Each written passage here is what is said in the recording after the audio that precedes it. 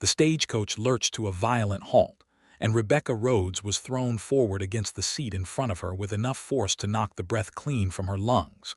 Before she could recover, before she could press her hand to her bruised ribs and demand to know why the driver had pulled the horses up so sudden and sharp, she heard a voice cut through the desert air like a blade through silk. Nobody moves. Nobody goes anywhere. Not until that woman inside has heard the truth about this deal. The voice belonged to a man who stood directly in the middle of the stage road, both arms spread wide, his deputy's badge catching the last raw orange light of the dying Arizona sun. He was tall, broad-shouldered, with dark hair that curled slightly at the collar of his shirt, and eyes that Rebecca could already see were the color of storm clouds even through the dirty coach window. He was not pointing a gun. He did not need to. The absolute iron certainty in his stance was weapon enough. Rebecca's heart hammered against her ribs. Beside her, the only other passenger, a nervous cattle broker named Elias Prout, let out a strangled sound and pressed himself back against the coach's interior wall as though he wished he could dissolve right through it. Across from them sat the woman who called herself Mrs. Darla Fitch, a heavy-set widow with calculating eyes who had been riding in this coach all the way from Tucson, and whose expression at this moment shifted from surprise to something darker, something that looked very much like the expression of a person whose hidden motive has suddenly been dragged into unwanted light. "Deputy," the driver called down from the box, his voice thin with caution. "This here is a contracted route. You cannot lawfully block this road." Madam Alina Prescott's contract with the Drover Land and Settlement Company is not what you think it is, the deputy called back, his voice steady as iron rail. And the woman riding in that coach signed her name to a document she has not read in full. Now you will stop this coach, or so help me, I will ride to the circuit judge in Benson and have this entire transaction frozen by morning. Rebecca felt the cold certainty of those words settle over her like an ice-water bath. She pressed her fingers against the window glass and looked at that deputy's face more carefully. He was not reckless. He was not performing for anyone. Whatever truth he carried, he believed it with everything in him. And Rebecca realized, with a sick lurch that had nothing to do with the rocky road, that she might have made a catastrophic mistake. She thought back to how it had all begun, back 6 weeks ago in a gray Massachusetts autumn, when the letter from the Drover Land and Settlement Company had arrived at the boarding house on Mercer Street, where she had been living since her father's death left her without a home or income, or any reasonable prospect of either. Rebecca Rhodes had been 26 years old that October of 1882. And she had been a schoolteacher for 4 years at the Hargrove Academy for Young Ladies, a respectable but modest position that paid her enough to live and almost enough to save. When the academy closed, a casualty of its headmistress's sudden death and the board's unwillingness to continue without her, Rebecca had found herself adrift in a city that had no particular use for a woman of moderate education and strong opinions, and no family of consequence to vouch for her employment elsewhere. She had answered 4 advertisements before the one from the Drover Land and Settlement Company caught her eye. They were seeking an educated woman willing to serve as schoolteacher and community secretary for a new settlement being established in the Arizona Territory, a place called Harrow Creek. The terms of the contract were generous. Transportation provided. Furnished lodgings, a salary of $40 a month, which was nearly double what she had earned at the academy, and a clause that said, in language that had seemed perfectly reasonable at the time, that her employment was contingent upon her agreement to serve as administrative liaison to the land company for the duration of her first year. She had signed the contract. A woman named Mrs. Darla Fitch, representing the company, had come to the boarding house personally to witness the signature and arrange for Rebecca's travel. Mrs. Fitch had been warm and efficient, and had produced several letters of reference that Rebecca had not known. Then, she should have checked more carefully. 6 weeks later, Here she was in a stagecoach in the Arizona desert with the red dust of the Sulphur Springs Valley thick on her traveling dress and her trunk in the boot, and her future apparently blocked by a stubborn deputy who believed she had been deceived. Rebecca reached across and pushed open the coach door before Mrs. Fitch could do anything to stop her. "Miss Rhodes, I would advise you to remain inside the vehicle," Mrs. Fitch said, and her voice had shed its warmth entirely. There was something underneath now, something hard and deliberate, and Rebecca recognized it for what it was. It was the voice of someone who needed her contained. "That is precisely why I am getting out," Rebecca said. She stepped down onto the road in a billow of dust and stood in the amber evening light facing the deputy. Up close, he was more striking than she had expected, not handsome in the easy, careless way some men were, but compelling in a way that had more to do with the quality of his attention than with the arrangement of his features. He was looking at her as though she was the only thing in the landscape that mattered, and the intensity of that gaze made her feel simultaneously steadied and unsettled. "You are the deputy," she said. "Gilbert Underwood," he said, "deputy for Cochise County, assigned to the Harrow Creek district." He pulled off his hat. It was an automatic gesture of courtesy that seemed entirely genuine, and somehow that small, unconscious act of respect cut through more of her defenses than anything else could have. "You are Rebecca Rhodes." "I am," she said, "and you believe I have been deceived." "I know you have been deceived," he said, "and I am sorry for it. I know this is not how anyone would choose to learn it." He glanced at the coach, where Mrs. Fitch was presumably listening to every word through the open door. "The document you signed in Boston is not merely an employment contract, Miss Rhodes. The clause on page 4, the one about serving as administrative liaison, gives the Drover Land and Settlement Company the legal standing to use your signature on additional documents related to property acquisition in Harrow Creek. They can represent, in territorial court, that you have reviewed and approved transactions that you have never seen." Rebecca stared at him.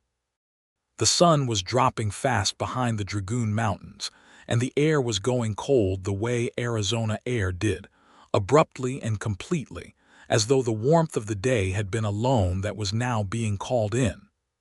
"They want my signature," she said slowly, "because I am to be the town schoolteacher." An educated woman of respectable character from the East. "A credible witness," Gilbert Underwood said. "Someone a territorial judge would believe had reviewed the land claims in good faith." He met her eyes steadily. "There are 14 Apache families who have farmed the creek land at Harrow Creek for 3 generations. The Drover Company wants that land. They need a credible set of witnesses to sign documents that will characterize the land as unclaimed under the Desert Lands Act. You would have been one of those witnesses without ever knowing it." The silence that followed was enormous. Rebecca turned slowly and looked at the stagecoach. Mrs. Fitch had descended from the coach and was standing in the road with an expression that had abandoned pretense entirely. It was a cold, calculating face, and Rebecca understood in that moment that she had been a fool, and then she put that understanding aside because she did not have time for it right now. "How do you know all of this?" Rebecca asked Gilbert Underwood. "Because," he said quietly, "my older brother sold them the original parcel that started the whole scheme, and he died 3 months ago before he could undo what he had done.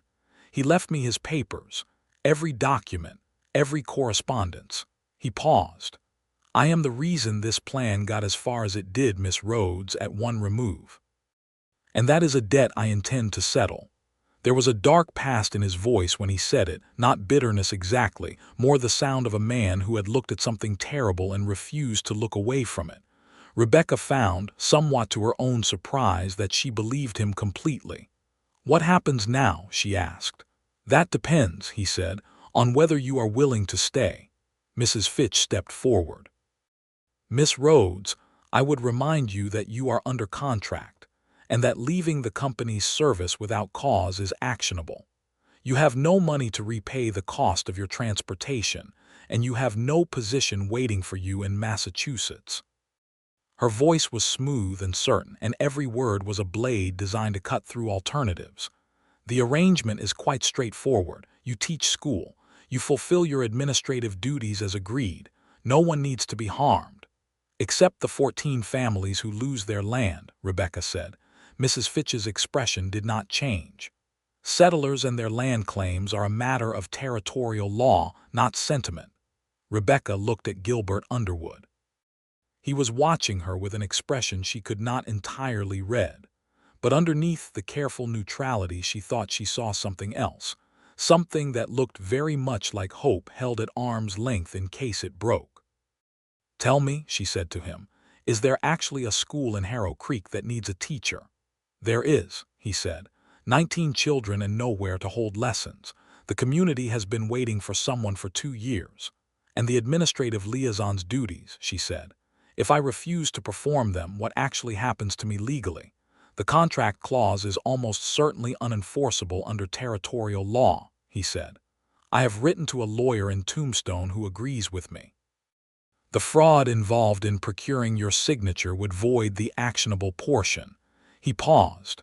"But it will take time to prove, and you would need somewhere to stay while it is sorted out." "And if I stay," she said, "and help you expose what the Drover Company is doing, what does that mean for me?" "It means you will have made enemies who have money and political connections in the territory," he said honestly. "It means there will be difficulty. It means I cannot promise you comfort or safety in any certain terms." He held her gaze. "But it means those families keep their land, and it means you will not have been used as a tool of injustice without your knowledge." It was not a comfortable offer. It was not the kind of offer a sensible woman would accept standing in a dusty road at dusk with her trunk in a stagecoach boot, and nothing but uncertainty ahead of her. But Rebecca Rhodes had not traveled 2,000 miles from Massachusetts to be a pawn in someone else's scheme, and the part of her that had always been described by polite people as stubbornness and by honest people as backbone was already making the decision before her mind had caught up. "Mrs. Fitch," she said, "please have my trunk taken down from the boot." Mrs. Fitch went very still. "Miss Rhodes." "My trunk, please," Rebecca said, "or Deputy Underwood and I will have it down ourselves." What followed was not gracious. Mrs. Fitch argued, invoked the contract, invoked the cost of transport, invoked the territorial authorities, and Gilbert Underwood stood beside Rebecca through all of it with the steady, unhurried patience of a man who knew he was right and had decided to be right without raising his voice. Eventually, with the driver looking down from his box with the expression of a man who wanted no part of any of it, the trunk was lowered to the road. The stagecoach rolled away into the darkening desert, and Rebecca Rhodes stood beside her trunk with the last light dying over the mountains and a deputy she had met 15 minutes ago standing 3 feet from her in the middle of a road she had never traveled before. "I have a horse," Gilbert Underwood said, "and a pack mule. Harrow Creek is 8 miles north." "8 miles," she said. "The road is good," he offered, "and the moon will be up in an hour." She looked at him. He looked at her. And underneath the absurdity and the danger and the sheer practical difficulty of what was happening, something passed between them that was warm and unexpected and real, the first thread of something that would, over the weeks and months ahead, wind itself into something neither of them had planned for. "Deputy Underwood," she said, "you had better have a very secure place to store important documents, because I have a feeling we are going to need them." The corner of his mouth moved. It was the first hint of a smile she had seen from him, and it transformed his face in a way that made her breath catch slightly before she looked away toward the mountains. "As it happens," he said, "I do." He had served as deputy in Cochise County for 3 years when Rebecca arrived in the Arizona Territory, and in those 3 years, he had developed a reputation for being exactly the wrong kind of lawman if what you wanted was a lawman who could be convinced to look the other way. He was not corrupt, and he could not be made corrupt, which was an inconvenience to certain people with interests in the territory, and a source of quiet satisfaction to everyone else. He had come to Arizona from Texas originally, following his older brother Marcus, who had gone west with grand intentions and had gotten tangled up with men who had grander ones. Gilbert had always known that Marcus was not the most careful judge of character.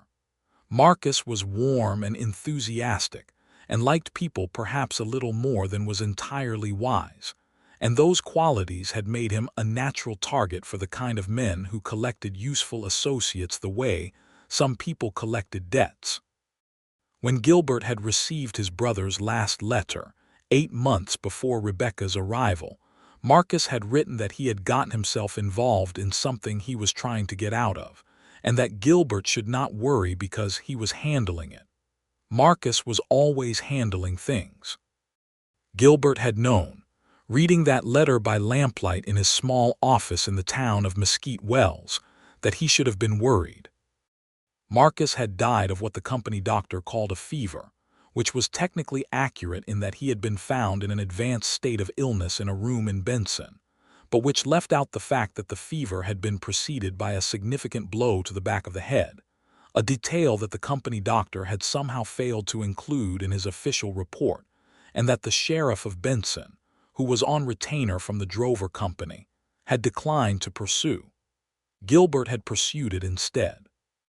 It had taken him 3 months of careful, methodical work through Marcus's papers and letters, and the sworn statements of 2 men who had worked briefly for the Drover Company before their consciences had gotten the better of them. And what he had found was a scheme that was elegant in its nastiness. The Drover Company was acquiring land in the Arizona Territory through a combination of fraudulent documentation, bribed officials, and the strategic use of credible names. They needed witnesses with no obvious stake in the outcome, people who would appear to a territorial court to be honest and impartial, to sign off on land assessments and claim documents. And they had been recruiting those witnesses from the East, through advertisements for employment that were genuine in every particular, except the part where they told you what you were really signing. Rebecca Rhodes had not been the first. She would not have been the last. But she was the one Gilbert had managed to reach in time, because he had gotten wind of Mrs. Fitch's travel itinerary through the 2 former company employees, and he had ridden out to the stage road and stood in the middle of it. The 8 miles to Harrow Creek in the moonlight were the strangest, and in some ways the most clarifying 8 miles of Gilbert Underwood's life. Rebecca rode the pack mule with her trunk roped on behind, and he rode his horse alongside, and they talked. Not the careful, cautious conversation of 2 people managing an awkward situation, but the real kind, the kind that happens when circumstances have stripped away the usual social scaffolding and left 2 people with nothing but honesty as a resource. She told him about Massachusetts, about the academy, about her father who had been a schoolteacher himself, and had taught her that the purpose of education was to make people harder to cheat. She said that last part with a rueful quality that he found both funny and deeply admirable. He told her about Marcus, not all of it, but enough.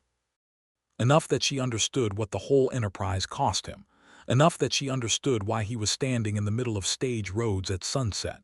"Do you feel responsible for what your brother set in motion?" she asked at one point, her voice careful but direct in the way he was already beginning to recognize as characteristic. "Yes," he said. "Even though I know I could not have known, yes." "That is honest," she said.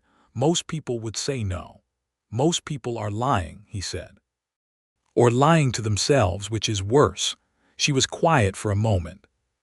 The moonlight was silver and clean over the desert scrub, and somewhere out in the darkness a coyote called, a long spiraling cry that was answered from far away. "I feel responsible too," she said finally. "I should have read the entire contract." "You should have been able to trust that what you read was all there was to trust," he said. "That is not the same thing." He felt her looking at him in the darkness, and he kept his gaze on the road because looking back at her right now felt like it might be more honest than the situation called for. Harrow Creek was a small town in the early stages of becoming something. It had a main street with 6 buildings, a general store, a livery stable, a sheriff's office that was currently empty because the last sheriff had been intimidated into resigning 6 months ago, a small adobe church, and 2 houses that had been built by the first settlers and were now occupied by families who had been there long enough to have gardens. There was also a boarding house run by a widow named Mrs. Cornelia Hartley, who was a formidable woman in her early 50s with silver hair and the disposition of someone who had outlasted every difficulty life had offered by refusing to be impressed by it. Mrs. Hartley took one look at Rebecca arriving in the moonlight with her trunk on a mule and her dress thick with road dust and said, "Well, you are earlier than expected, and you have clearly had an adventure. Come inside and I will heat water for a bath, and you can tell me about it or not as you see fit." This was, Rebecca told Gilbert later, the kindest and most sensible greeting she had received in 6 weeks of traveling. He helped her get the trunk inside, and then he went to his own rooms above the sheriff's office, which he used because the building was vacant, and the county had given him leave to do so, and he sat at his desk in the darkness for a while with Marcus's papers in front of him, and thought about a woman who had stepped out of a stagecoach and into a trap, and had chosen to do something about it rather than nothing, and who had done so with a directness and courage that was doing something complicated to the way he breathed. He told himself it was not the time for that. He had a legal battle to conduct and a fraud to expose and enemies who were going to be substantially angered by what he was doing. He told himself a great many sensible things. Then he lit the lamp and wrote a very long letter to the lawyer in Tombstone, and at the end of it, almost without deciding to, he added a line about Miss Rebecca Rhodes and the need to clarify the enforceability of her employment contract, and reading it back he noticed that he had used the word remarkable in describing her, and he let it stand. The next morning, Rebecca met the 19 children of Harrow Creek. They ranged in age from 5 to 14, a thoroughly mixed collection of the children of settlers and 2 Apache girls whose families lived on the creek land that the drover company wanted. Their names were Suna and Chai, and they were 9 and 11 respectively, and they regarded Rebecca's arrival with serious, watchful eyes that reminded her powerfully of the kind of intelligence that had been underestimated by every teacher she had ever known who didn't pay attention. The school met initially in the back room of the general store, which was inadequate in every way but available.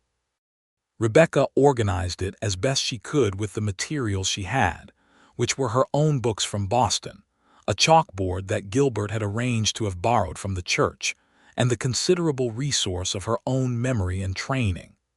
On the 3rd day of her teaching, Gilbert came to the general store in the mid-afternoon and stood in the doorway watching her for a moment before she noticed him. She had the children arranged in a horseshoe shape and was conducting a mathematics lesson that somehow also involved questions about land measurement, because she had decided, going to make sure these children understood precisely the kind of calculations that could be used to assess or misrepresent property boundaries. She had not told him she was doing this. He figured it out when he heard her ask the class what the area of a plot of land would be if it measured 400 feet by 200 feet, and when Suna gave the correct answer without hesitation and received a smile of genuine pleasure from their new teacher, he felt something move in his chest that he had no ready word for. He knocked on the door frame. Rebecca looked up. "Deputy Underwood," she said, "are you here for lessons? I have room for an additional student if you are behind on your geometry." One of the older boys snickered. Gilbert felt his face do something that was definitely not a smile.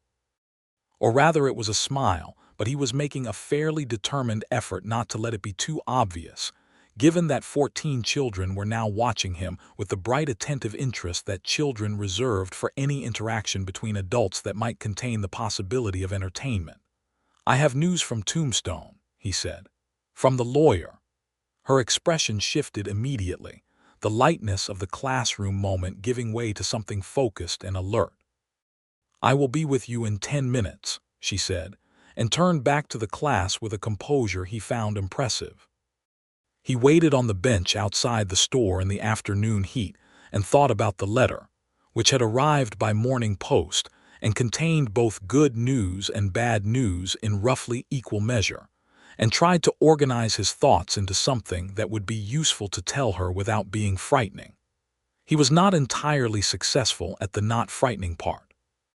The letter from the lawyer, a man named Henry Kavanaugh, who had built a reputation in Tombstone for taking difficult cases and winning them more often than not, confirmed what Gilbert had suspected about the enforceability of Rebecca's contract. The clause requiring her service as administrative liaison was almost certainly unenforceable because it had been obtained through material omission of the contract's true purpose, which constituted fraud in Kavanaugh's reading of territorial law. The good news was that Rebecca could refuse to perform the administrative duties without legal consequence. The bad news was that proving the fraud and making that ruling stick would require going before a territorial judge, and the Drover Company had significant influence over 2 of the 3 territorial judges currently in rotation, which meant timing the case for the right judge, and keeping it away from the wrong ones was going to require careful maneuvering. The worst news, which Kavanaugh had included in a postscript that had the feeling of a man trying to be thorough while also being tactful, was that the Drover Company had apparently become aware that their plan had been disrupted, and that a representative of the company had been making inquiries in Benson about the current location of Miss Rebecca Rhodes. Rebecca came out of the store and sat down on the bench beside him, and he told her all of it. He watched her face as he talked, and she did not flinch, which he had expected, but she also did not pretend to be unbothered, which he found more admirable than the flinching would have been. "They are looking for me," she said. "Yes," he said. "And the judge situation," she said. "How long until the right judge is in rotation?" "Kavanaugh thinks 4 to 6 weeks," he said. "If we can get our evidence organized and the complaint filed correctly, we have a real chance." She was quiet for a moment, looking out at the main street of Harrow Creek, at the dust and the thin line of cottonwood trees along the creek bank, at the mountains in the distance that were purple and clean against the afternoon sky. "Tell me about the families," she said. "The ones who live on the creek land," he told her.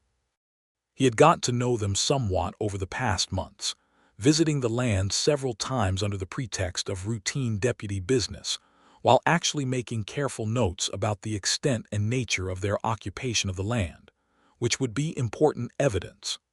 The primary family was the Nahata family, headed by a man named Yuma Nahata, who had been farming that creek land since before the territory had been organized. His wife Amma ran a small trading relationship with several of the settler families in Harrow Creek. Their 2 eldest children were students in Rebecca's class. "Suna and Chai," Rebecca said. "Yes," Gilbert said. He looked at her sideways. "You already know their family names." "I asked them," she said simply. "On the first day, I asked every child to tell me their full name and one thing about where they came from." She paused. "Suna told me her family has grown corn on their land for longer than she knows how to count back." She said it with the particular pride of someone who knows that what they have is real and valuable. She stopped. That kind of pride should not be taken from a child by a fraudulent land claim and a document I was supposed to sign without understanding. He was looking at her. He could not seem to stop looking at her, and the late afternoon light was doing something to the color of her hair, which was brown with undertones he had not noticed before, and he told himself firmly that this was not the moment for any of that. "No," he said, "it should not." They sat in silence for a moment that felt, despite everything, not uncomfortable. "Deputy Underwood," she said, "I would like to visit the Nahata family. I think it would be useful for the legal case to have a formal statement from Yuma Nahata about the history of the land, and I think it would be the right thing to do regardless of the legal case. I will take you tomorrow," he said, "if you want company." "I would," she said, and then more quietly, "thank you for what you did on the road. I know it was not simple." He shook his head slightly. "It was the only thing to do." "That is what a person says," she told him, "when doing the right thing is genuinely what they are, not when it is merely what they calculated." He did not know what to do with that. So he put his hat back on and stood up and said he would come by at 8 o'clock in the morning. And she said that would be fine. And he walked back toward the sheriff's office feeling as though the afternoon had altered something in the structure of his life that was going to be both very inconvenient and entirely necessary.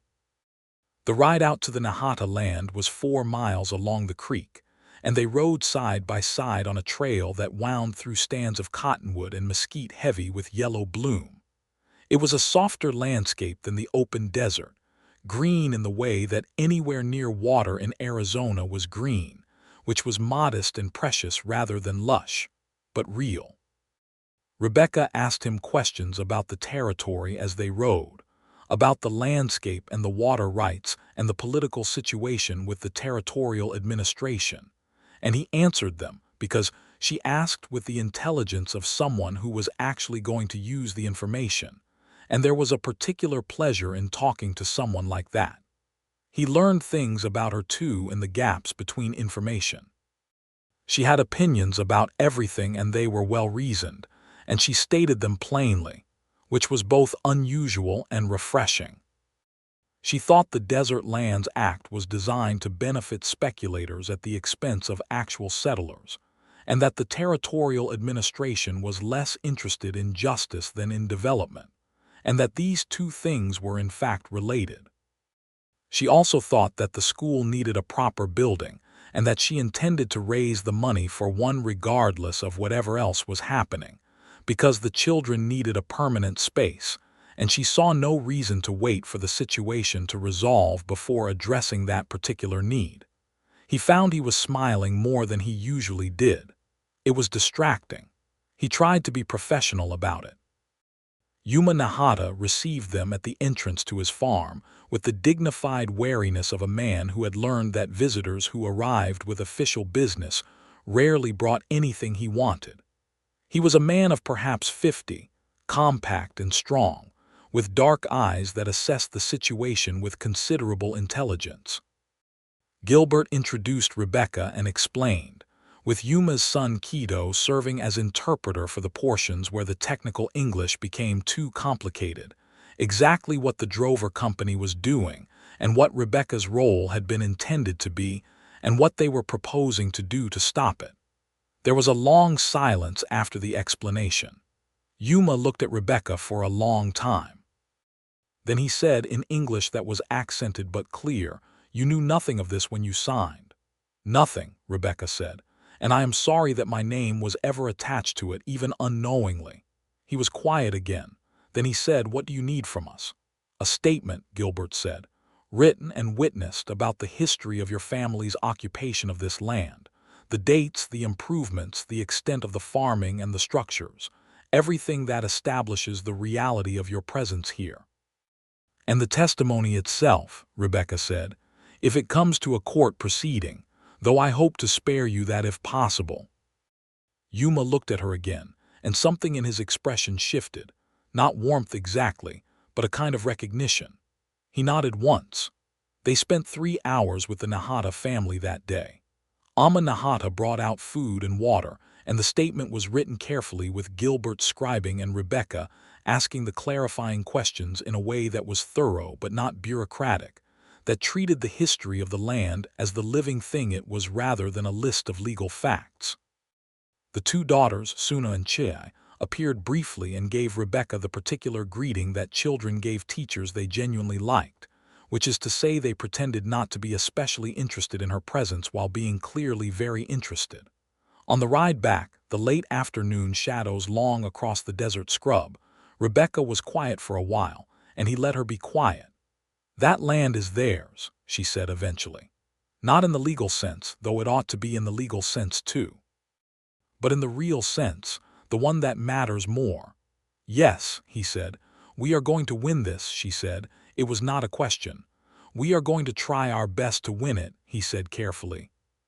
She shook her head. "No, we are going to win it." He looked at her profile against the evening sky, the determined set of her jaw, the absolute clarity of someone who had decided something and was done being uncertain about it.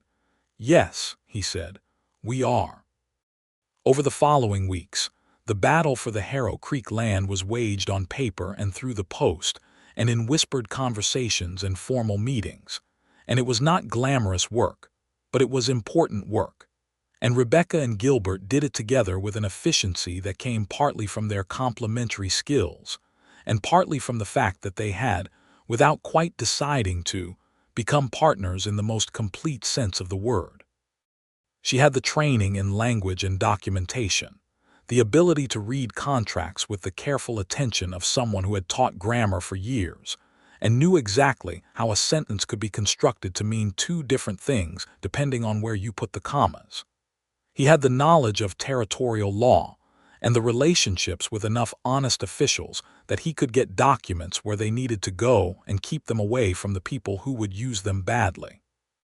Together they built a case that Kavanaugh, reviewing it in Tombstone, described in a letter as more thorough than anything he had seen from a layperson, and he had seen a great deal.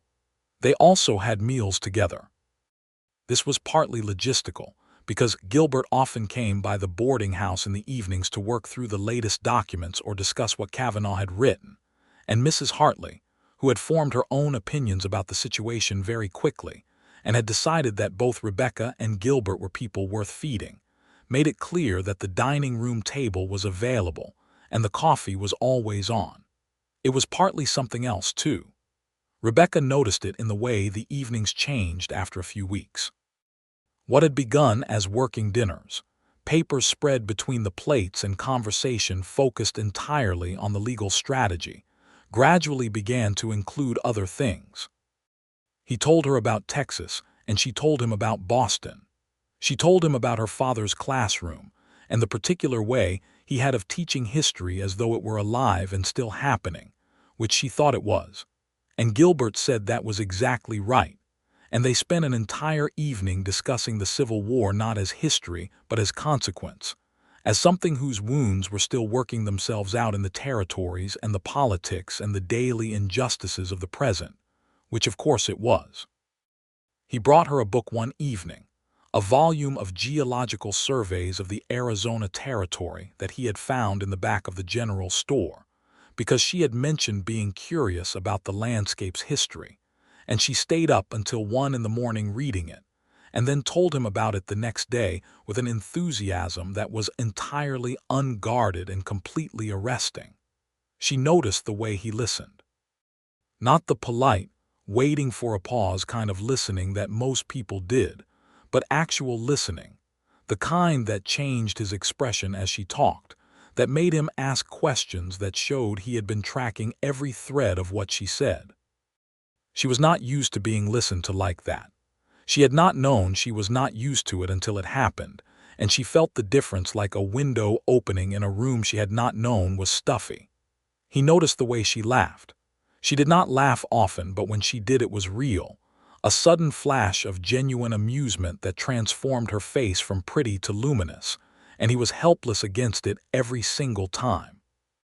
Neither of them said anything about any of this, because the situation was complicated and the stakes were high and the timing was terrible, and they were both people who took responsibility seriously and understood that being distracted by personal feelings was the kind of thing that got people hurt in situations with genuine danger.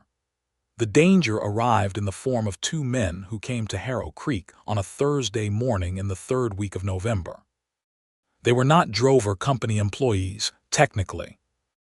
They were associated with a land agent named Cyrus Pell who did work for the company, and their names were Hatch and Boyle, and they had the particular appearance of men hired to make problems go away, which was to say they were large and unhurried, and had the eyes of people who had no particular connection to consequences. Gilbert saw them ride in from the window of the sheriff's office. He recognized the type immediately, and his hand went to the desk drawer where he kept his Colt single-action army before he had consciously made the decision to reach for it. Then he settled himself because the situation called for law and documentation rather than weapons, and he went out to meet them in the street with his badge visible and his manner composed. They asked, with the elaborate casualness of people who had asked this question in other towns, whether there was a Miss Rebecca Rhodes currently residing in Harrow Creek. "There is a schoolteacher by that name," Gilbert said. "Is there something I can help you with?" Hatch, the larger of the two, produced a legal document. It was an injunction, supposedly issued by a territorial court, requiring Rebecca to appear before a land claims arbitration panel in Tucson within 7 days, and to bring with her all documents she had collected relating to Drover Company land transactions. Gilbert took the document and read it carefully, and kept his face very still. The injunction bore the signature of Judge Aldous Crane, who was one of the 2 territorial judges on the Drover Company's payroll. It was a legally formatted document and might be entirely genuine, and if it was genuine, it was designed to get Rebecca in front of a panel the company controlled, and their documents into the company's hands before Kavanaugh could get the case in front of an honest judge. "I will see that Miss Rhodes receives this document," Gilbert said. "She will of course need time to consult with her legal representative before determining her response to this summons." Hatch said that the time allowed was 7 days, and that they would be staying in Harrow Creek to ensure the summons was honored. Gilbert said that was their right and directed them to the livery for their horses. Then he walked to the general store and waited outside until Rebecca's noon lesson break and told her everything. She read the injunction twice, very carefully. Then she handed it back to him and said, "This is a trap." "Yes," he said. "Judge Crane," she said. "Is this his real signature?" "I cannot tell without checking with the court clerk in Tucson," he said. Which is itself a problem because the court clerk is employed by the county and the county supervisor has connections to the company. She thought for a moment. "Kavanaugh," she said. "Can we get word to Kavanaugh today?" "I can have a writer out within the hour," he said. "Do that," she said. "And ask him specifically whether a judge of Crane's standing has the jurisdiction to compel a private citizen to produce documents to an arbitration panel without a full court proceeding." She paused. "Because I do not think he does. And if he does not, this document is attempting to compel me to do something I am not legally required to do, which means refusing it is not defiance of a lawful order. It is simply declining an unlawful request." He stared at her. "Where did you learn territorial court jurisdiction?" "I have been reading the documents Kavanaugh sends," she said, "and I have been asking him questions in my letters. He has been very forthcoming, a small, determined smile. I have also been reading the volumes of territorial statutes that you left in the parlor 2 weeks ago." He had left them there thinking she might find them useful, and had not actually expected her to read all of them. He felt something that was not quite pride because it was not his to feel, but was adjacent to it, warm and complicated. "You are remarkable," he said, and then he stopped and looked at her because he had said it out loud, the word from the letter he had written to Kavanaugh, and the air between them changed in a way that had nothing to do with the legal situation. Rebecca looked at him for a long moment. Her expression was something he had not seen from her before, not the focused intelligence of the work, not the warmth of the evenings, but something more vulnerable and more honest than either. "Gilbert," she said. It was the first time she had used his given name. "Rebecca," he said, and then because he was a man who believed in honesty even when it was inconvenient, "I think you know what I am about to say." "I think I do," she said, "and I think you are right that this is terrible timing." "It is," he agreed. "But I also think," she said carefully, "that timing is somewhat beside the point when what is happening is what I think is happening." He took a step toward her, one step, in the narrow alley beside the general store where they were standing out of the view of the main street. He was close enough to see the specific gray-green of her eyes in the midday light. "What do you think is happening?" he asked. "I think," she said, "that over the past 3 weeks I have come to rely on you in a way that has very little to do with legal strategy and very much to do with who you are, and that this is frightening and inconvenient and also the most real thing I have felt in as long as I can remember." He breathed. "That is more or less exactly what I was going to say." "Good," she said. "Then we are agreed." "We are agreed that this is frightening and inconvenient and real," he confirmed. "And that we will address it properly," she said, when the situation is less immediately dangerous. Agreed, he said. And then he did the thing that he had been not doing for 3 weeks, which was to reach out and take her hand. And she let him hold it for one moment, both of them standing there in the clear Arizona light, with everything they had not said yet creating a warmth between them that was so palpable it was almost visible. And then she took her hand back and said she had children to return to, and he said he had a rider to dispatch. And they separated. Hatch and Boyle remained in Harrow Creek for 2 days before Kavanaugh's response arrived by telegraph relay. The response confirmed what Rebecca had suspected. Judge Crane had no jurisdiction to compel document production through an arbitration panel summons without a full evidentiary hearing before the court. The injunction, whatever its origin, had no legal teeth. Rebecca did not have to comply. Gilbert delivered this information to Hatch and Boyle on the morning of the 3rd day, with the document from Kavanaugh in hand and his badge very much in evidence. Hatch read the document. He was not happy about it. He said several things that Gilbert did not respond to except to recommend that both men conclude their visit to Harrow Creek before the situation became more complicated than it already was. They left before noon. Gilbert watched them go from the street with the particular vigilance of someone who knew that problems of this kind did not simply ride away and become something else. They rode away and came back in a different shape. He sent a letter to Kavanaugh the same afternoon describing their visit and asking what the likely next move from the company would be. Kavanaugh's response came 4 days later and was sobering. The Drover Company had apparently decided to accelerate their timeline, perhaps because they had realized that whatever evidence was being assembled was becoming dangerous to them. They had filed for an expedited land assessment with the Territorial Land Office, which, if approved, would begin the process of formally documenting the Harrow Creek properties as unclaimed under the Desert Lands Act, regardless of what was happening in any parallel legal proceeding. Kavanaugh needed to file their counter-complaint within 2 weeks before the assessment was approved, or the window would close in a way that would be very difficult to reopen. 2 weeks. They had the Nahata family statement. They had Marcus's papers. They had Kavanaugh's legal analysis. What they did not have, which Kavanaugh said would strengthen the case substantially, was any sworn testimony from the 2 former company employees who had first given Gilbert information about the scheme. Both men had moved since Gilbert last had contact with them. One, a man named Alton Graves, had gone to New Mexico Territory. The other, whose name was Pierce Dodd, Gilbert believed was somewhere in the Tucson area, working at a cattle ranch. Finding them in 2 weeks was not impossible, but it was close. He told Rebecca that same evening at the boarding house table, the lamp turned up against the November dark, Kavanaugh's letter between them on the table. She read it carefully. He watched her face go through its sequence of responses, assessment, concern, calculation, and then the particular quality of focused determination that he had come to recognize as her resolution. "I know someone in Tucson," she said. "A woman I met on the train from El Paso.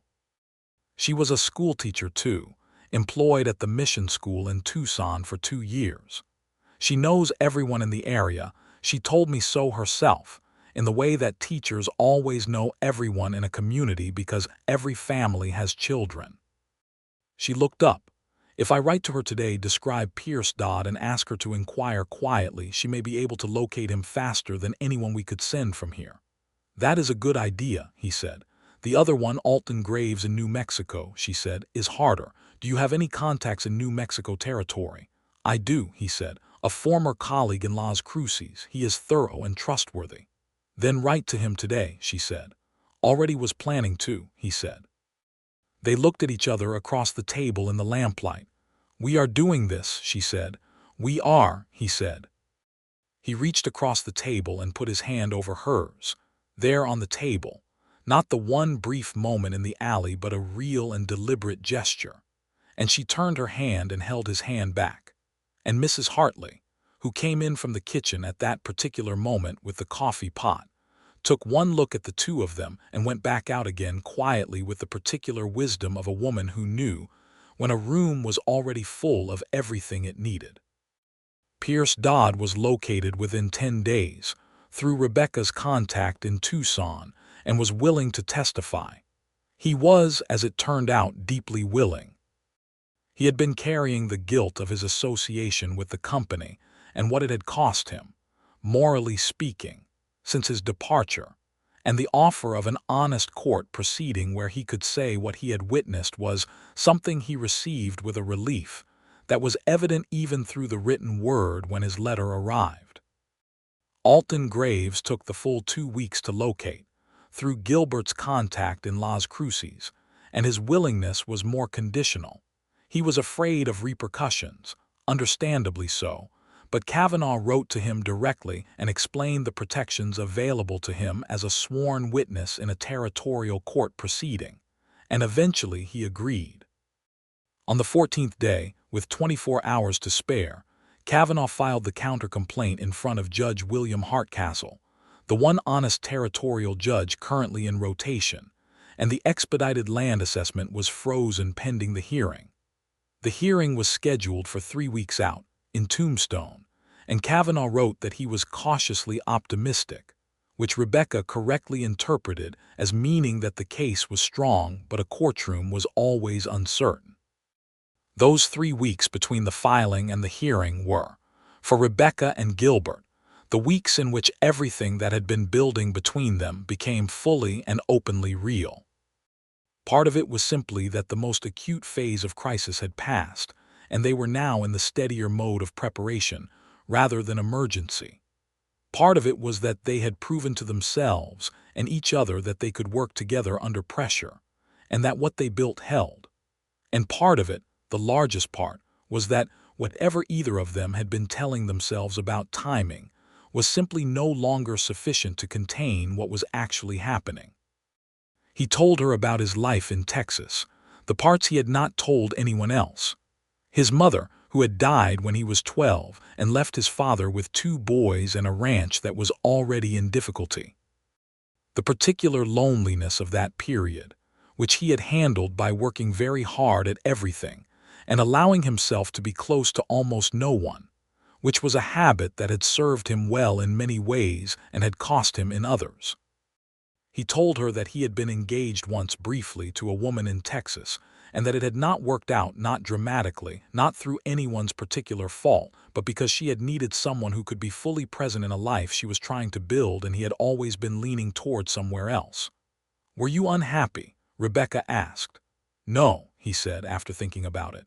"I was incomplete, which is different." She understood the difference.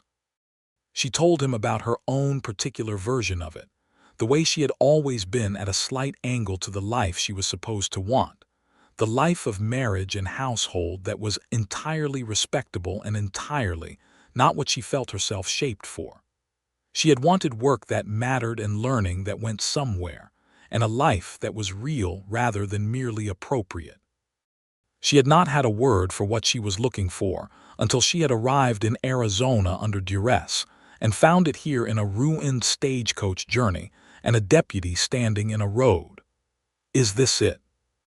he asked her once quietly on a Sunday afternoon when they had ridden out to the creek just to ride, and there was no document in his pocket or task ahead of them, just the cottonwoods and the water and the winter light. "Yes," she said. She did not need to ask what he meant. He reached over from his horse and took her hand, and they rode like that for a while along the creek bank, hands bridged between their horses, the water making its patient sound over the stones, and she thought that she had traveled 2,000 miles in the wrong direction for entirely wrong reasons and arrived in exactly the right place. On a cold December morning, Gilbert Underwood rode with Rebecca Rhodes to Tombstone, along with the Nahata family, Pierce Dodd, and the documentation that Kavanaugh had spent weeks organizing into the clearest possible legal argument. Alton Graves arrived by separate stage from New Mexico, thinner than Gilbert remembered, and with the look of someone who had been anxious for a long time but was trying to be brave about it. The Drover Company's legal representation was a man named Falstaff Greeley, who was very good at his job and had a voice designed for intimidation and a manner designed to suggest that whatever you had was not as solid as you thought it was. He gave the assembled evidence a look of confident dismissal that was largely a performance, but it was a good performance, and it was clearly affecting the room. Kavanaugh was not intimidated. He was a compact, meticulous man who presented arguments the way a craftsman fitted joints, each piece exactly where it belonged, no space for doubt to get in.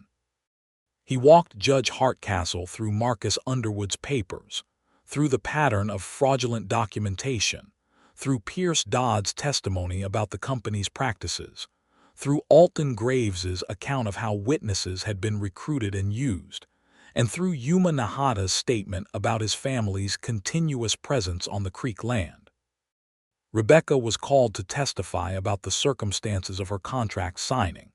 She took the witness stand in the Tombstone courthouse in her best dress and answered every question with the clarity and composure of someone who had been a teacher, which was to say someone who had spent years making complicated things clear and unambiguous. Greeley tried to rattle her. He suggested that she had been careless in her reading of the contract. She agreed that she had been careless, and then she explained, very precisely, the specific ways in which the contract had been designed to obscure its true purpose from a careful reader, and the distinction between carelessness and deliberate obstruction of understanding, and the ways in which the latter negated any legal weight that could be given to the former. Greeley tried 2 more approaches and then retreated, because he was skilled enough to know when a witness had said something that the judge was going to remember. Judge Hardcastle deliberated for 4 hours. His ruling was comprehensive. The Drover Company's land assessment application was rejected on the grounds of fraudulent documentation. The company's contracts with the witnesses they had recruited, including Rebecca's employment contract, were voided in their administrative liaison provisions. The Creek land occupied by the Nahata family and 3 other families was formally recognized under territorial law as occupied and improved land not subject to the Desert Lands Act's unclaimed provisions. And additionally, Judge Hardcastle referred the conduct of Judge Aldous Crane for investigation by the Territorial Judicial Review Board on the basis of the evidence regarding the fraudulent injunction that had been issued in Crane's name. It was not everything. The Drover Company itself was not dissolved, and its principals were not criminally charged, because the evidence, while sufficient to void the land scheme, did not yet rise to the level of criminal prosecution. Kavanaugh said there was more work to do on that front and he intended to do it, but the land was safe. The families were safe. The scheme was exposed and broken. Gilbert found Rebecca outside the courthouse in the winter Tombstone sunshine, standing with Yuma and Ama Nahata and their daughters, and Suna was holding Rebecca's hand with the uncomplicated trust that children extended to people who had earned it. And Gilbert stopped walking for a moment and looked at the picture this made, and felt something settle in him that had been unsettled for a very long time. He crossed the street. Rebecca saw him coming, and something in her face went soft and bright at once, the way a room looks when someone lights a lamp in it. Yuma Nahata looked at Gilbert and then at Rebecca and then at Gilbert again, and the quiet dignity of his expression contained something that was very close to amusement. "I understand," Yuma said to Gilbert, "that you blocked a stage road." "I did," Gilbert said. "Good," said Yuma Nahata, and went to join his wife with his daughters. Rebecca and Gilbert were left standing on the Tombstone courthouse steps in the December light with everything said and everything also still needing to be said, which was itself a particular kind of fullness that neither of them had experienced before. "We won," she said. "We did," he said. "Kavanaugh says there is more work," she said. "There is," he said. "There will be for a while." "Good," she said. "I am not finished being useful." He shook his head slightly. "Rebecca," he stepped closer to her right there on the courthouse steps with Tombstone going about its business all around them. "I need to say something that is not about the case." "I know," she said, Her eyes were very clear and very certain. "I love you," he said. "I have known it for some time, and I have been, as you would probably say, taking an unreasonably long time to say it plainly." She made a sound that was half laugh and wholly real. "You have been reasonably efficient about it, actually, given the circumstances. I want to know," he said, "if you would consider staying. Not for the case, not for the school, though I know you will stay for that, for me. For you," she said. "As my wife," he said, "if you are willing, if that is something you would want." She was looking at him with the full attention that he had come to understand was the most honest thing about her, the gaze that did not look away from anything real. "Gilbert Underwood," she said, "I came to Arizona on a fraudulent contract arranged by a woman who intended to use me as a tool of injustice. I was stopped on a stage road by a stubborn deputy who told me things I did not want to hear and turned out to be the most honest person I have ever met. And I have spent the past 3 months learning what it feels like to be genuinely known by someone." She paused. "I would be a very foolish woman to say anything other than yes." He kissed her there on the courthouse steps, briefly and with a care that was its own kind of tenderness, and several people passing on the Tombstone Street had various reactions ranging from approval to studied indifference, and neither Gilbert nor Rebecca paid any of them the slightest attention. They were married in Harrow Creek in February of 1883, in the small adobe church on the main street, by a minister who had come from Benson for the occasion. Mrs. Hartley organized the wedding supper with the particular commanding efficiency she brought to everything she cared about. The Nahata family came, all of them, and Amma Nahata brought food that was traditional and beautiful, and Suna and Che were wearing new dresses that Amma had made, and Suna told Rebecca with solemn formality that she approved of the marriage, which Rebecca received with equal solemnity and considerably warmer eyes. The school building fund, which Rebecca had been collecting for since her second week in Harrow Creek, reached its goal 3 days before the wedding, partly because Kavanaugh had quietly communicated the story of what had happened to 2 Tucson newspapers, and the subsequent publicity had brought in donations from people who found the story of the deputy who blocked the stage road and the teacher who stepped out of the coach to meet him considerably more compelling than the land case itself. Construction began in March, and the building was completed by May, a solid adobe schoolhouse with proper windows and a real door, and a chalkboard that was Rebecca's from her own pocket, and which she carried in from the general store herself on the first day of classes.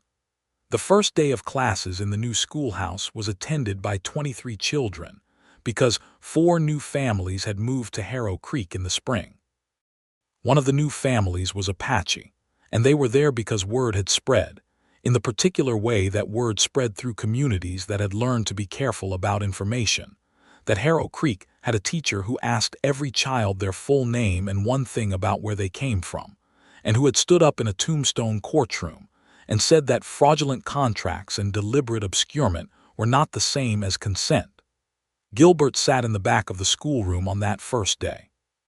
He had come ostensibly to help carry the chalkboard in, but the chalkboard was already up and he was still there, sitting in a chair that was slightly too small for him with his hat on his knee and his badge catching the morning light, watching his wife introduce 23 children to long division with the bright particular energy of someone doing exactly what they were meant to do.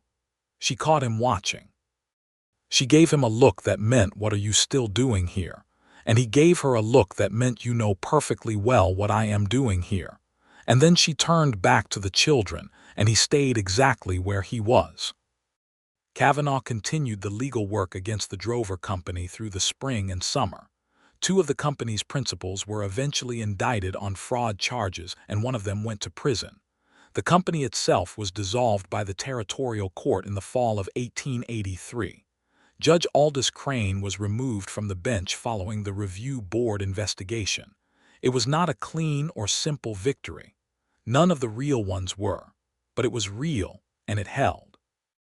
Gilbert was offered the position of sheriff of Cochise County in the summer of 1883, following the territorial administration's reshuffling of several positions that had been compromised by the Drover Company's influence.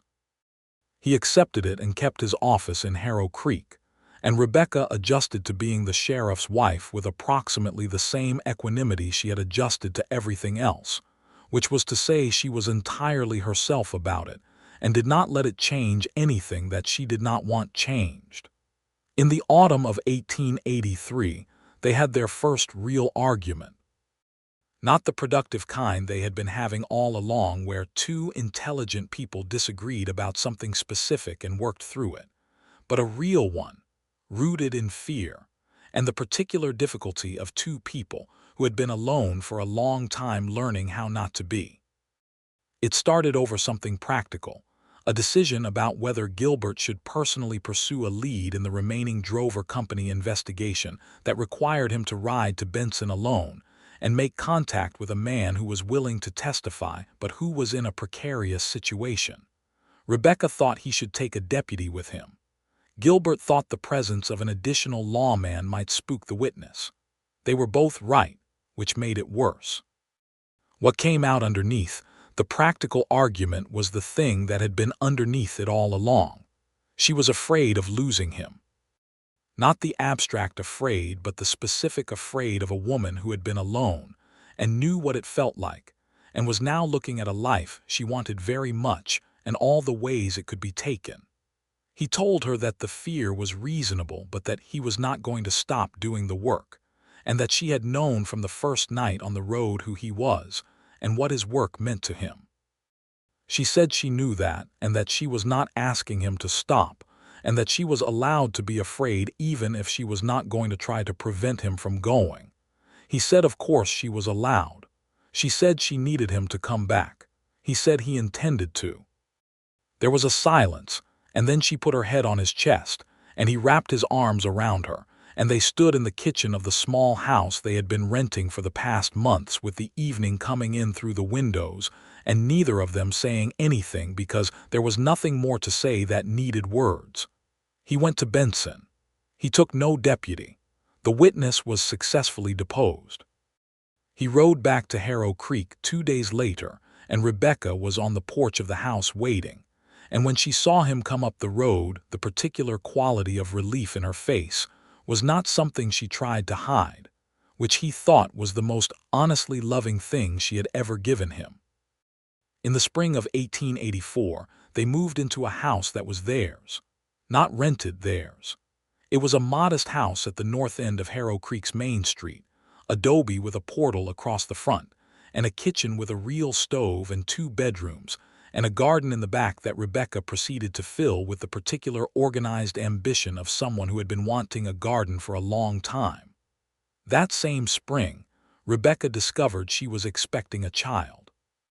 She told him on a Wednesday evening in April, sitting in the kitchen with the door open to the garden, and the last of the day's light going soft and golden over the desert beyond the yard. She said it simply and plainly, the way she said everything that mattered, watching his face. His face did something she had never seen it do before. It went entirely unguarded, all the careful steadiness he usually wore stripped away by something too large for composure, and what was underneath was a joy so complete and so vulnerable that she felt her own throat tighten with it. He crossed the kitchen and knelt down in front of her chair and held her hands in both of his and said nothing for a moment. "Are you all right?" he said finally. "I am very well," she said. "A child," he said. "In approximately October," she said, "if my calculation is correct." He lifted her hands and pressed them against his face, and she felt his breath warm against her palms, and she thought that this was what it was to be known by someone, the complete specific reality of another person who was also completely yours. And she had crossed 2,000 miles on a fraudulent contract to get here, and every miserable mile of it had been worth it. Their son was born in the first week of October 1884, a healthy boy with his father's dark hair and his mother's gray-green eyes, whom they named Thomas Marcus Underwood. Marcus for his uncle, whose papers had made everything possible and whose terrible end had set the whole thing in motion. Thomas because it had been Rebecca's father's name. The naming was a conversation they had at night in their bedroom with the new baby between them, both of them awake in the way new parents were awake, not fully but never fully asleep either, talking in low voices about everything and nothing, the particular intimacy of exhaustion and wonder mixed together. "Thomas Marcus," Gilbert said. "It sounds right." "It does," she said. "Both of them would have liked each other, I think. My father and your brother." "Your father would have liked you finding all of this," he said. "He would have approved of the schoolhouse especially. He would have had opinions about the territorial law," she said. "Very strong ones, stated at length." "I would have liked him," Gilbert said. "Yes," she said. "You would have." Thomas Marcus slept between them and breathed in the small, certain way of babies, and the October desert was cool and full of stars outside the window, and Harrow Creek was quiet. The Nahata family came to see the baby. Amma brought food and a gift she had made, a blanket worked in the traditional patterns of her family, beautiful and warm. Suna and Chai were 14 and 12 by then, both of them still in Rebecca's class, and they looked at the baby with the particular mixture of awe and opinion that very young women had about very new people. "He has your look," Suna told Rebecca seriously. "And his eyes," Chai added, indicating Gilbert. "I know," Rebecca said. "We think so too." Yuma Nahata looked at Thomas Marcus for a long moment and then looked at Gilbert, and whatever passed between them was the particular communication of men who had stood on the same side of something important and knew it. "He will grow up in a good place," Yuma said. "He will," Gilbert said, "because of people like you." Harrow Creek grew through 1884 and into 1885. The school had 32 students by the following autumn. A doctor arrived and set up practice in the building next to the church. The general store expanded. 2 new families built houses. The town was becoming real in the way that towns became real, layer by layer of permanent human intention, and Rebecca was woven through the fabric of it in the way that teachers always were, knowing every family, known to every child, the connective tissue of the community. Gilbert's work as sheriff continued, and it was not always easy or uncomplicated. The territory was still what it was, a place of competing interests and imperfect law, and the ongoing, frequently painful process of becoming a functioning civic society out of the collision of several different peoples and purposes.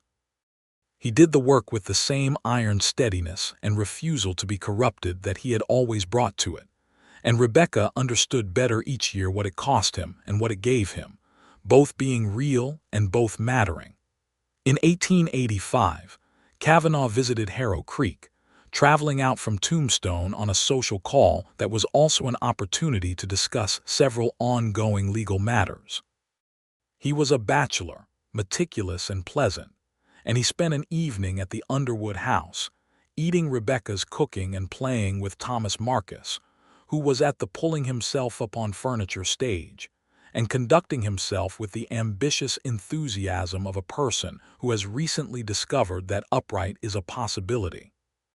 At the end of the evening, walking to the door, Kavanaugh paused and looked at the house, the books on the shelves, the maps Rebecca had pinned to the wall, Thomas Marcus's blanket from Amma Nahata draped over the chair, the lamp burning warm on the table. "When you first wrote to me," he said to Gilbert, "about the woman on the stage, I thought you were making it more complicated than it needed to be, that the legal matter could be handled without her involvement once she was extracted from the contract." "Possibly," Gilbert said. "I was wrong," Kavanaugh said. "Not about the law, but about what the situation actually was." He looked at Rebecca. "You built something here, Miss Rhodes, both of you. That is the unusual thing." "Mrs. Underwood," Gilbert said without heat, just as a point of fact. Kavanaugh smiled. "Of course, my apology." He put on his hat. "Mrs. Underwood." Rebecca walked him to the gate and then came back in and stood in the kitchen doorway looking at Gilbert, who was picking up Thomas Marcus from the floor where the baby had toppled in his latest ambitious experiment with upright locomotion. "We did build something," she said. "We did," he agreed. He was holding the baby against his shoulder, Thomas Marcus making the sounds of a person who is very tired and is conducting a dignified protest against the concept of sleep. We are building it. That was the truest way to put it. It was not a finished thing and was never going to be. It was the ongoing, daily, particular work of two people who had chosen each other and their place and their purpose with the full knowledge of what they were getting, and who kept choosing it every morning. The schoolhouse turned 5 years old in the spring of 1888, and Rebecca organized a celebration for it, as she organized most things, with the direct practical enthusiasm that made everything happen. By that point she had taught 63 children over 5 years, some of whom had since grown up and moved elsewhere, and some of whom remained in Harrow Creek, and were becoming the adults who would shape what the town became next. She was expecting their second child by then, another spring, another season of her body doing the extraordinary thing it did, and she was teaching right up until the month before, because the school needed her, and she needed the school, and she trusted her own body to tell her when the calculation changed, which it eventually did. Their second child was another boy, born in June of 1888, whom they named James after no one in particular, and also after everyone in particular, because Rebecca said that James was a name that belonged to the future rather than the past, and that was appropriate. James was entirely different from Thomas from the very start. Where Thomas had been observant and careful, James was immediate and enthusiastic, the kind of child who threw himself at the world with both hands and a shout. Gilbert said he was like someone he was thinking of. Rebecca said she was choosing not to engage with that comment. Thomas, age 3.5, regarded his new brother with the measured assessment of someone forming a considered opinion, and eventually decided that James was acceptable and proceeded to demonstrate this by climbing into the cradle with him, an event that required immediate parental intervention. Yuma Nahata died in the winter of 1889, peacefully, in his own home on the creek land that he had kept. He was buried on that land by his family according to their tradition, and the whole community came to sit with the family afterward, settler families and Apache families together, in the particular way that Harrow Creek had become over the years, imperfectly but genuinely a community in the full sense. Rebecca held Alma's hand for most of the afternoon, and Gilbert spoke briefly at the gathering about what Yuma Nahata had been to the town, and what his family's presence on the creek land had meant for the kind of place Harrow Creek had become. Suna Nahata was 17 by then, and had been one of Rebecca's most capable students for years, and she had an aptitude for both mathematics and organization that Rebecca had been carefully cultivating. And that spring Rebecca wrote a letter to a school in Tucson that was beginning to accept women as students in their commercial education program, and Suna was admitted in the fall. On the day she left for Tucson, Rebecca stood on the platform of the new rail stop that had come to Harrow Creek's nearest neighbor town and watched Suna board the train with her trunk, and the girl's face through the window was both frightened and lit from within, and Rebecca thought of a woman on a different train from a different direction, equally frightened and equally certain that the life ahead was real and worth it. She told Gilbert about it that evening, standing on the portal of their house in the long summer light. He listened as he always listened, fully and in silence. "You are thinking about your own arrival," he said when she finished. "I am," she said. "Do you ever regret it?" he asked. It was a real question, not a rhetorical one. He was a man who asked the real questions. She thought about it honestly, the way she did everything. "Not a single mile of it," she said.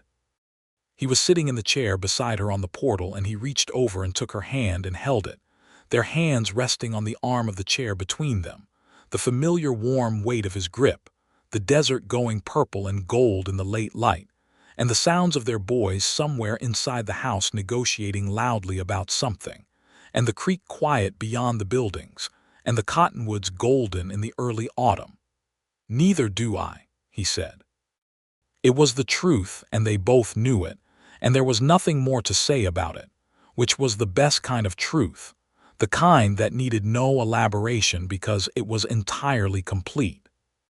Thomas was 6 that fall and James was 1 year old, and Harrow Creek had 48 permanent residents, and a schoolhouse, and a doctor, and a church, and a sheriff who was honest, and a teacher who knew every family's name, and a creek that ran through it, all with the particular constancy of water in a desert, which was not taken for granted by anyone who lived there. There would be more years, more children, more battles worth fighting and seasons of difficulty, and the ordinary, extraordinary work of a life built in a place chosen rather than inherited. There would be a third child, a girl they named Alina, born in 1891, who had Rebecca's opinions and Gilbert's stubbornness in equal measure, and who from the age of 3 was the most effective negotiator in the family. There would be the satisfaction of watching Thomas Marcus grow into a young man who was already reading law with Kavanaugh's successor in Tombstone, and James into a person who brought the whole world his enthusiasm and somehow made the world better for it. There would be mornings when Gilbert rose before the sun to ride out on a call that required the kind of steady, unflinching presence only he could bring, and evenings when Rebecca sat at the kitchen table grading student work with the lamp burning, and the house full of the particular sounds of a family that was entirely alive.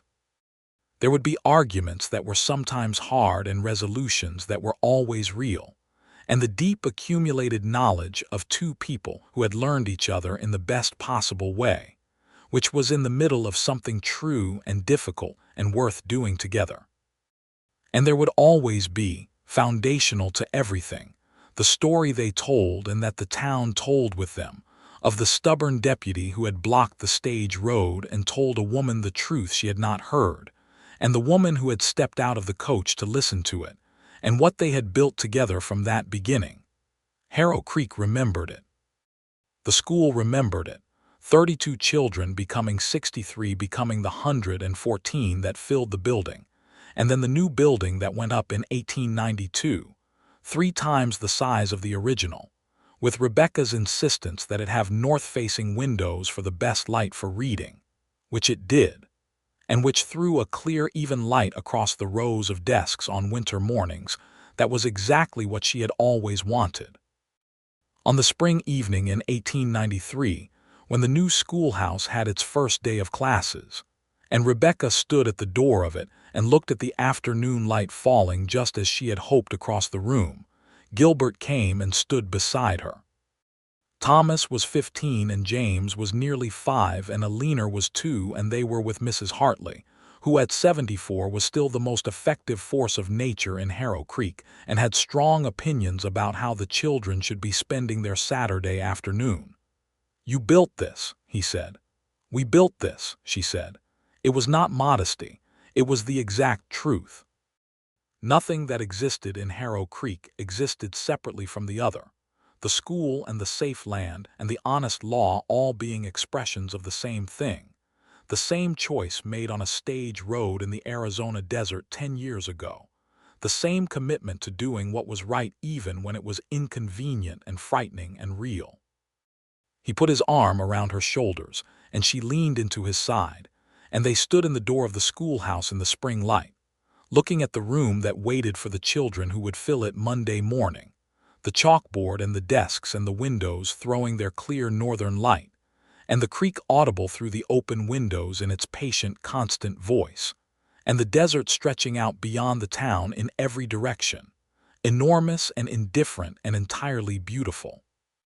She turned her head and looked up at him, and he looked down at her, and whatever was in both their faces at that moment was not remarkable or unusual.